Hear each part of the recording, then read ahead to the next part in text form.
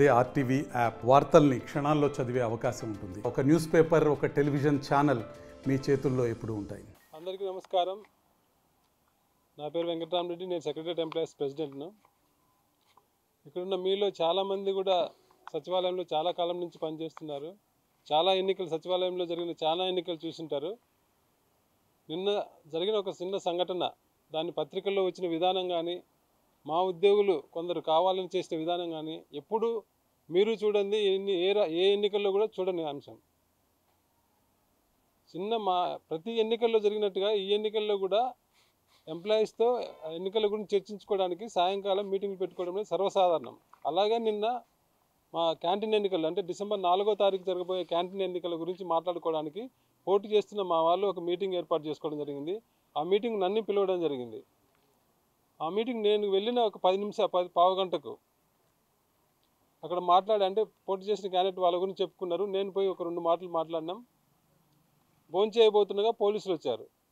ఎంతమంది పోలీసులు వచ్చిందంటే, అక్కడ ఏదో ఒక తీవ్రమైన ఘోరమైన నేరం జరుగుతున్నట్టు దాదాపు 50 మంది పోలీసులు 5 ఎక్సైజ్ పోలీస్ స్టేషన్ల నుంచి, గుంటూరు 1, గుంటూరు 2, మంగళగిరి, పత్తిపాడు, పొన్నూరు 5 ఎక్సైజ్ స్టేషన్ల నుంచి పోలీసులు, సివిల్ పోలీసులు తాడేపల్లి, మంగళగిరి 7 పోలీస్ స్టేషన్ల నుంచి, 2 అసిస్టెంట్ ఎక్సైజ్ సూపరింటెండెంట్లు, దాదాపు 9-10 మంది సిఐలు, మొత్తం 50 మంది పోలీసులు వచ్చారు.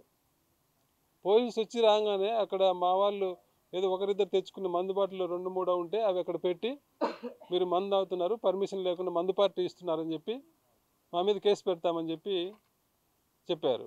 సరే, నేను అక్కడ చెప్పా, నేను నిర్వాహకుడిగా నా మీద ఏదైనా కేసు పెట్టండి, ఎంప్లాయీస్ని వదిలిపెట్టండి, ఎంప్లాయీస్కి దీనికి సంబంధం లేదు కదా, వాళ్ళు పిలిచే వచ్చారు, వాళ్ళకు మేము పర్మిషన్ తీసుకున్నామా, మందు కోసం పర్మిషన్ తీసుకున్నామా లేదా అనేది వాళ్ళకి తెలియదు కదా, అసలు మందు పార్టీ ఉందనేది కూడా మేము ఎవరికి చెప్పలే.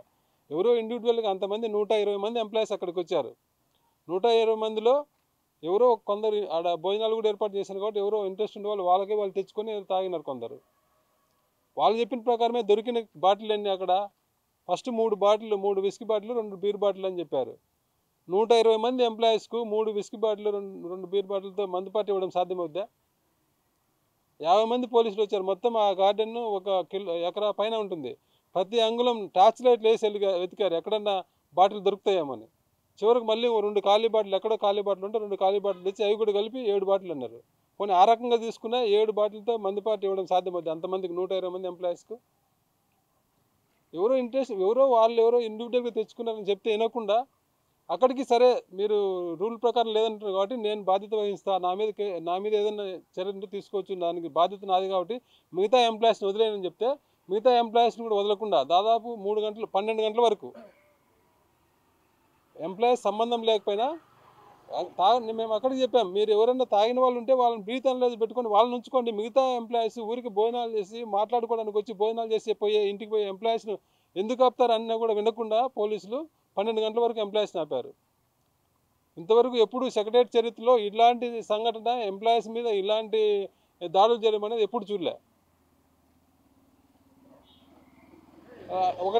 రాత్రి 1:30 తర్వాత నాకు 41 నోటీస్ ఇచ్చి ఇంటికి పంపారు. ఇలాంటి చరిత్ర అంటే, ప్రభుత్వం కూడా ఎవరో చెప్పిన మాటలని, పేషీలో ఉండే వాళ్ళు చెప్పిన మాటలని, ఇక్కడ మా వాళ్ళు ఎవరో ఎలక్షన్లో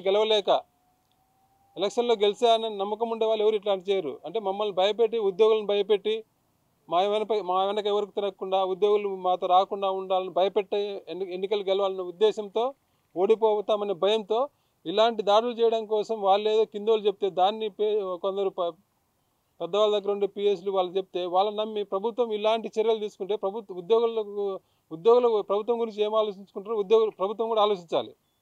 ఎవరో ఏదో చెప్పిందని ఉద్యోగుల మీద ఇంత దౌర్జన్యం చేసి దాడులు చేసి 50 మంది పోలీసులు, అది పకడ్బందీగా. అంటే మేము అక్కడికి వెళ్ళకముందే అక్కడ పోయి పోలీసులు మఫ్టీలో, ఇక్కడ చూడండి పోలీసులు, అక్కడేమన్నా స్మగ్లింగ్ జరుగుతుందా, అక్కడేమన్నా మేము గంధచాల సగ్మర్లమా, మేమేమన్నా అంతర్జాతీయ తీవ్రవాదమా? మమ్మల్ని పట్టుకోవడానికి ఇట్లా రైతుల మాదిరి లుంగీలు కట్టుకొని, రైతుల మాదిరి అక్కడ ముందే మఫ్టీలో పోలీసులు ఉన్నారు. దీంట్లో ఒకరు మా ఎంప్లాయీస్ భోజనాలు కూడా సర్వ్ చేసిన ఒకరిద్దరు చెప్పారు. అంత ఇదిగా పోలీసులు వచ్చి ఇంత చిన్న విషయానికి, ఏదో ఎవరో ఒకరిద్దరు మంది తెచ్చుకుని తాగితే అంత చిన్న విషయానికి ఇంత ఇంపార్టెన్స్ ఇచ్చి ప్రభుత్వం అని మాకైతే తెలియదు, ఒకరిద్దరు ఎవరు అన్నారు. అంత ఇదిగా చేయాల్సిన అవసరం ఏముంది? మందవడం ఏమన్నా నేరమా? నేరమా కాదు కదా. ఎవరో ఒకరిద్దరు తెచ్చుకున్నారు, అక్కడికి మేము చెప్పాము. మీరే వీళ్ళు అన్ని వీడియోలు అన్నీ తీశారు. ఒకవేళ బల్క్గా మేము మందు తెచ్చింటే ఎక్కడో దగ్గర దొరుకుతుంది కదా, ఒక కేసు మందు దొరుకుతుంది కదా. అంతమంది 120 మందికి మందు పార్టీ ఇవ్వాలంటే 4-5 కేసులన్నా కావాలి కదా. 2 గంటల నుంచి ఇక్కడ మఫ్టీలో మేము మాట్లాడేటన్ని అటుపక్క మూల నుంచి ఇటుపక్క మూల నుంచి తీసిన వాళ్ళు, వీడియో తీసిన వాళ్ళు, మేము మందు బాటలు కేసుల్లో నుంచి మందు బాటలు తీసేది దొరకదా వాళ్ళకు? మేము మందు పార్టీ ఇచ్చింటే వాళ్ళకి ఆ విజువల్స్ ఆ వీడియోలు దొరకవా? అక్కడ జరిగింది క్లియర్గా కనపడుతుంది, వాళ్ళకే తెలుస్తుంది.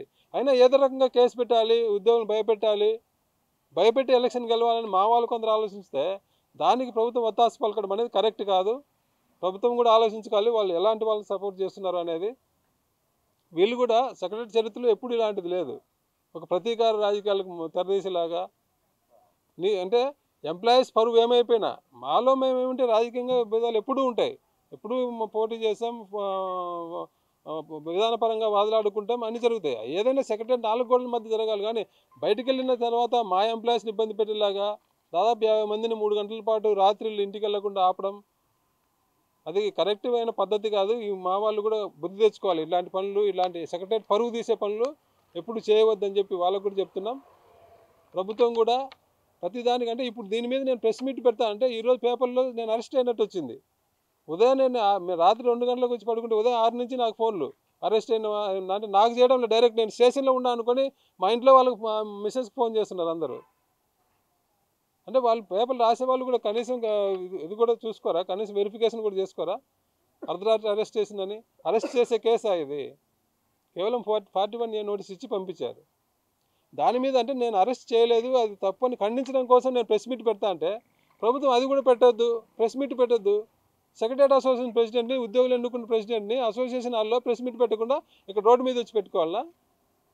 అంటే ప్రభుత్వం అసోసియేషన్ రోడ్డు మీద తీసుకొస్తుందా? ప్రభుత్వం ఉద్యోగులకు ఇచ్చే విలువ ఇదేనా? అంటే ప్రెస్ మీట్ పెట్టకుండా అనగదొక్కితే సమస్యపోతాయి అన్నీ. ప్రభుత్వం కూడా ఆలోచించుకోవాలి ఇలాంటి చర్యలు చేసేటప్పుడు. వాళ్ళు ఎవరిని మద్దతు ఇస్తున్నారు, ఎవరి మాటలు విని ఇలాంటివన్నీ ఉద్యోగుల్లో వ్యతిరేకత తెచ్చుకునే పనులు ప్రభుత్వం చేయడం మంచిది కాదు. ఎప్పుడైనా ప్రభుత్వం ఇలాంటి ప్రెస్ మీట్ పెట్టనీయకపోవడం అనేది ఈరోజు నిజంగా చాలా దారుణమైన విషయం. ఇంకోసారి ఈ విషయాన్ని కూడా మేము ఎంప్లాయీస్తో మాట్లాడి ఇంకొకసారి ఇలాంటి సందర్భం వచ్చినప్పుడు ఏం చేయాలో మేము కూడా ఆలోచన చేసుకొని చేస్తాం. అక్కడ జరిగింది మేము ఎంప్లాయీస్ మీటింగ్ పెట్టుకుంటే అక్కడ మఫ్టీలో వచ్చి మా చుట్టూ తిరిగి మా వీడియోలన్నీ తీసిన వాళ్ళు అక్కడ మందు బాటలు బల్క్గా దొరకవా? 1 కేసు 2 కేసులన్నా దొరకవా కనీసం? అంత క్లియర్గా వాళ్ళకు కూడా అర్థమవుతుంది. వచ్చిన వాళ్ళందరూ కూడా ఇక్కడ 3-4 బాటిల్ ఉన్నాయి సార్, ఎంప్లాయీస్ అందరూ ఉన్నారని పైన వాళ్ళకి ఫోన్ చేసుకుంటున్నారు. మొత్తానికి చివరికి కేసు పెడతామన్నారు. సరే కేసు పెట్టడానికి కూడా సిద్ధమని చెప్పిన నేను అక్కడ పోటీ చేసిన వాళ్ళు పార్టీ ఇచ్చారు. నేను లీడర్గా నేను ఉండగా మిగతా వాళ్ళు మా కింద ఎంప్లాయీస్ ఇబ్బంది పడకూడదని చెప్పి ఆ రెస్పాన్సిబిలిటీ నేను తీసుకొని నా మీద కేసు పెట్టండి అని చెప్పా. మరిన్ని వీడియోస్ కోసం ఛానల్ ని సబ్స్క్రైబ్ చేయండి. లేటెస్ట్ అప్డేట్స్ కోసం వాట్సాప్ ఛానల్ ని ఫాలో అవ్వండి. ఆ లింక్ డిస్క్రిప్షన్ లో ఉంది.